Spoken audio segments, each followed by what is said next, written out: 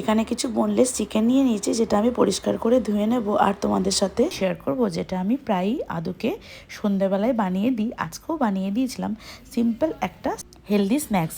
তো চিকেনটাকে ভালো করে ধুয়ে আমি সেদ্ধ করতে দিয়ে দিলাম, সাথে একটু আলু আর রসুন, আর তার সাথে আমি জোয়ান পাতা দিয়েছিলাম।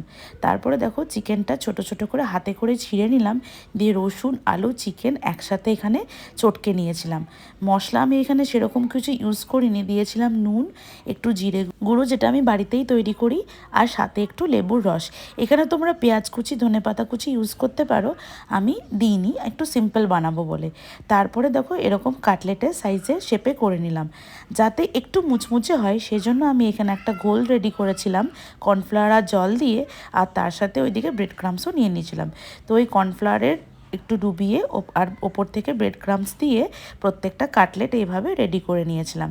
এরপরে দেখো 1 চামচ আমি তেল এখানে দিয়েছি, বড় চামচের 1 চামচ দিয়ে প্রত্যেকটা কাটলেট দিয়ে অল্প তেলে শ্যালো ফ্রাই এখানে করে নেবো, এপিট ওপিট ব্রাউন করে ভেজে নেবো। তাহলেই রেডি হয়ে যাবে আমাদের চিকেন কাটলেট। সার্ভ করেছিলাম শসা আর পেঁয়াজ কুচির সাথে।